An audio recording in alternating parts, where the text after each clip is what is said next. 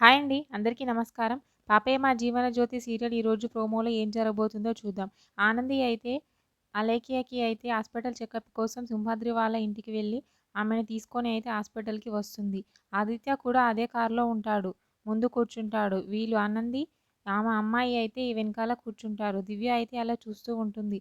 వెంటనే ఆనంది "దివ్య కారు దిగు దా బయటకి" అని చెప్పి అంటూ ఉంటుంది. వెంటనే కారు డోర్ తీయగానే ఆ అమ్మాయి అయితే కిందికి దిగుతుంది. దిగి చుట్టుపక్కల అంతా చూస్తూ ఉంటుంది.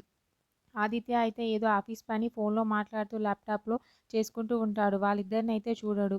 ఆనంది అయితే దివ్యని చూసి చాలా సంతోషపడుతూ ఒక చెల్లిలా భావిస్తూ ఉంటుంది.